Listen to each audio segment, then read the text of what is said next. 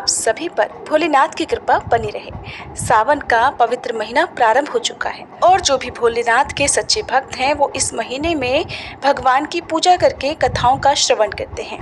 तो प्रिय श्रोताओं, आज से हमारे इस चैनल पर सुबह के समय आप सावन मास महात्म्य की कथाएं और शिव महापुराण की कथाओं का भी श्रवण कर सकते हैं।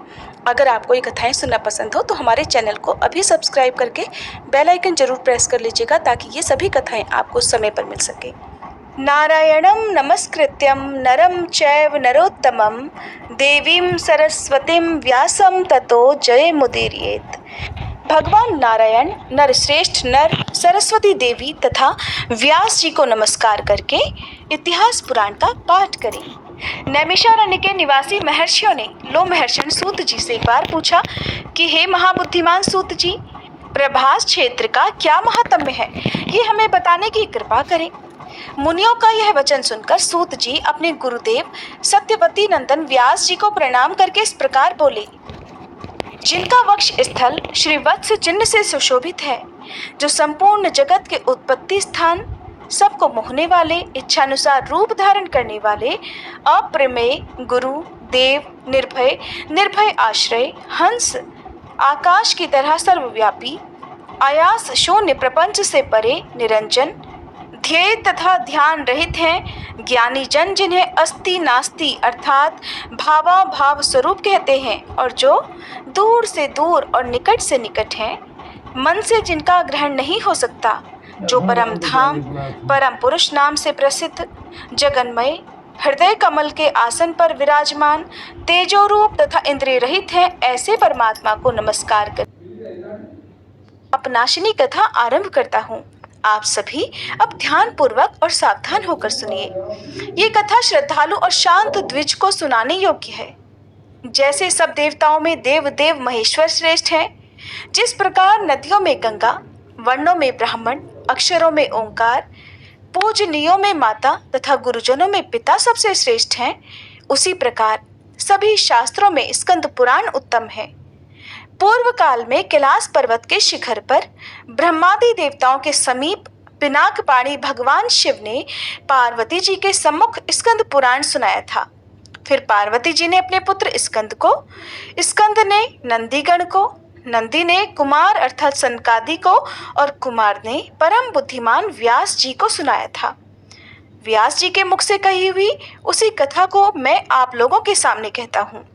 आप सब महर्षि सद्भाव से युक्त हैं, इसलिए मुझे आपको स्कंद पुराण संहिता सुनाने के लिए उत्साह हो रहा है। प्राचीन काल में ब्रह्मा जी ने बड़ा कठिन तप किया। तब 6 अंग, पद और क्रम के सहित वेद प्रकट हुए और फिर सर्वशास्त्र में संपूर्ण पुराण का प्रादुर्भाव हुआ, जो नित्य शब्दमय, पुण्यजनक तथा 100 करोड़ श्लोकों से विस्तार को प्राप्त हुआ है।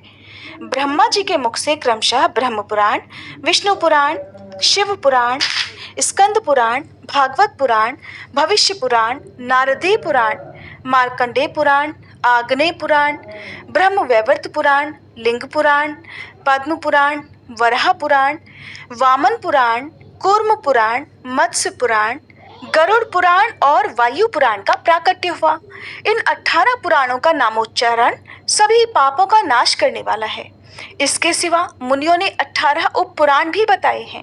सनत कुमार, नरसिंह, स्कंद, नंदीश्वर कथित शिवधर्म, दुर्वासा, नारद, कपिल, मनु, उष्णा, ब्रह्मांड, वरुण, कालिका, माहेश्वर, सांब, सौर, पाराशर, मारीच तथा भार्गव। हे ब्राह्मणों, ये उप पुराणों के नाम बताए गए हैं।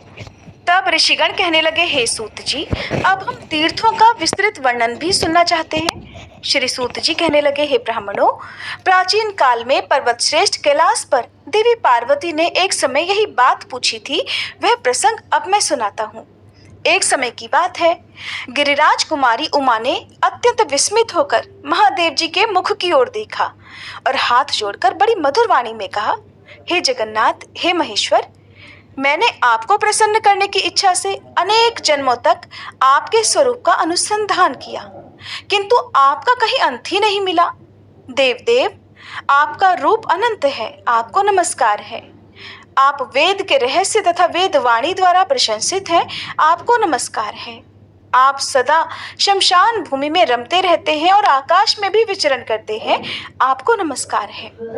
देवी पार्वती के मुख से ऐसे वचनों को सुनकर भगवान शिव बोले, हे देवीश्वरी, मैं तुम्हारा सृष्टा हूँ और तुम संपूर्ण जगत की सृष्टि करती हो। तुम्हारे और मेरे द्वारा ही ये संपूर्ण जगत ओतप्रोत है। मैं और तुम दोनों संपूर्ण ऐश्वर्य शक्ति से युक्त होकर सभी प्राणियों के भीतर स्थित हैं, सब और प्रतिष्ठित हैं। मैं तुम्हारे साथ खेल करता हूँ। तुम ही धृति और धारणा शक्ति हो, तुम ही प्रकृति हो, सदा मेरे अंगों में निवास करने वाली हो। अधिक क्या कहूँ, तुम मुझे प्राणों से भी बढ़कर प्रिय हो। तुम्हारे मन में जो भी इच्छा हो उसके अनुसार वर मांगो। तब देवी बोली, हे जगन्नाथ, मैं धन्य हूँ, पुण्यात्मा हूँ और मैंने उत्तम तप का अनुष्ठान किया है, जिससे आपने मेरी ओर हर्ष भरी दृष्टि से देखा है। देव, इस समय मुझसे सब तीर्थों का विस्तार पूर्वक वर्णन कीजिए। देवी पार्वती की बातों को सुनकर भगवान शिव कहने लगे, देवेश्वरी, तीर्थों का दर्शन और उनमें स्नान परम कल्याणकारी है। श्रेष्ठ मुनिगण तीर्थों के श्रवण की भी प्रशंसा करते हैं। पृथ्वी पर नैमिष और आकाश में पुष्कर तीर्थ प्रसिद्ध हैं। इनके सिवा केदार, प्रयाग, विपाशा अर्थात व्यास, उर्मिला, कृष्णा, वेणा, महादेवी, चंद्रभागा, सरस्वती, गंगा सागर संगम, शुभदायिनी काशीपुरी, महाभागा शतभद्रा, महानदी सिंधु, गोदावरी, कपिला, महानद शोण, पयोधी, कौशिकी, देवखात, गया, द्वारावती तथा महातीर्थ प्रभास, ये सब पापों का नाश करने वाले हैं। ये सब तीर्थ जो इस समय पृथ्वी पर उपस्थित है, उनका दर्शन करके मनुष्य का फिर इस संसार में दोबारा जन्म नहीं होता। वायुदेव ने कहा है कि पृथ्वी पर 3.5 करोड़ तीर्थ हैं और वे सभी महापापों का नाश करने वाले और परम पवित्र हैं। महादेवी, अपने धर्म की वृद्धि के लिए इन सभी तीर्थों की यात्रा करनी चाहिए। जहाँ शरीर से जाना संभव ना हो, वहाँ मन से ही जाना चाहिए। तब देवी बोली, हे प्रभु, सभी प्राणी सब प्रकार के उपद्रवों से ग्रस्त हैं। उनकी आयु बहुत कम है। वे अनेक प्रकार के व्यामोह से बंधे हुए हैं। त्रेता और द्वापर में भी ऐसी स्थिति रहती है। फिर भयंकर कलिकाल की तो बात ही क्या है। इसलिए प्रभु, उन सब के हित के लिए आप किसी ऐसे तीर्थ का वर्णन कीजिए जिसके दर्शन से सभी तीर्थों का फल प्राप्त हो सके। भगवान शिव कहने लगे, देवी, आप मेरे बाहर विचरने वाले प्राण हो। आप ही संपूर्ण जगत की उत्पत्ति स्थान हो। आपके प्रश्न के अनुसार अब मैं सभी बातों का यथावत वर्णन करूंगा।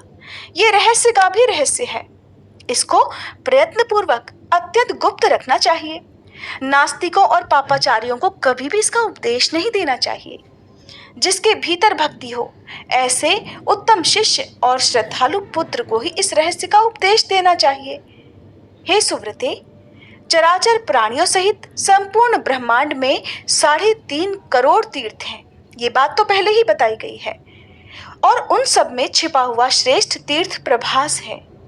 इसे देखकर कलयुग के पाप से मोहित संस्कार रहित मनुष्य बड़े उद्वेग को प्राप्त होते हैं। जहां तहां क्रोधित हो उठते हैं।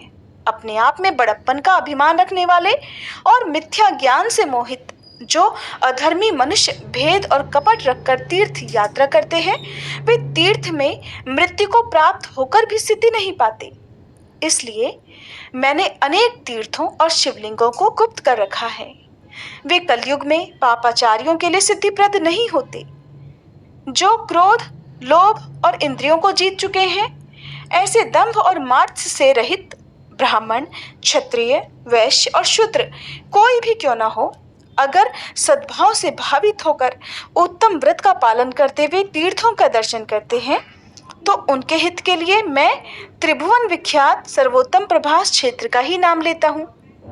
जो लोग यम नियम से युक्त और अहंकार से रहित हैं, उनके लिए कहता हूँ, पृथ्वी पर सब तीर्थों में उत्तम एकमात्र प्रभास क्षेत्र मुझे विशेष प्रिय है।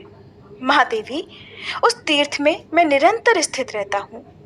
वहाँ मेरा दिव्य लिंग प्रकट हुआ है। जो दिव्य तेज से युक्त और अग्नि मंडल से मंडित है। संसार की सृष्टि में हेतु भूता जो इच्छा, ज्ञान और क्रिया, ये तीन शक्तियां हैं, वे मेरे इसी दिव्य लिंग से प्रकट हुई हैं। ये चराचर जगत उसी में लीन होता और उसी से प्रकट होता है। उस उत्तम क्षेत्र को कोई नहीं जानता, वरानने प्रभास क्षेत्र में जो मेरा स्वरूप है वह क्षेत्रज्ञ कहा गया है, और मैं वहां सोमनाथ से प्रसिद्ध हूँ। जो मनुष्य इस क्षेत्र में मेरे अंश से प्रकट हुए हैं, उन्हीं को मेरे उस लिंग के तत्व का ज्ञान है। वह लिंग प्राचीन काल के भैरव कल्प में प्रकट हुआ था। दूसरे लोग देवता ही क्यों ना हो, उनके लिए उस लिंग का रहस्य अत्यंत दुर्लभ है। देवी, कलयुग में जो मनुष्य केवल तर्कवादी, महापापी और पाखंडी होंगे, वे कहेंगे कि ये सब झूठ है, मूर्खों की कल्पना है। कहाँ तीर्थ है, कहाँ प्रभास है और कहाँ देवता रहते हैं? सब झूठ है, मूर्खों का मिथ्या प्रलाप है। इस प्रकार वे नास्तिक, नरकगामी और पाप दूषित मन वाले मूर्ख मनुष्य बातें किया करेंगे और तीर्थों आदि की हंसी उड़ाएंगे। इसलिए उन्हें कभी सिद्धि नहीं प्राप्त होगी। जो मनुष्य शिवजी की निंदा में तत्पर रहते हैं, वे तीर्थ में जाकर अगर मर भी जाएं, तो भी पशु पक्षियों की योनियों में जन्म लेते देखे जाते हैं। क्षेत्रों को गुप्त रखने का यही कारण है। हे देवेश्वरी, युग युग में जितने तीर्थ कहे गए हैं, उन सब में प्रभास क्षेत्र ही मुझे विशेष प्रिय है। जय भोलेनाथ। इसके आगे देवी पार्वती ने भोलेनाथ से जो कुछ भी कहा, उसका वृतांत आप अगले अध्याय में सुनिएगा।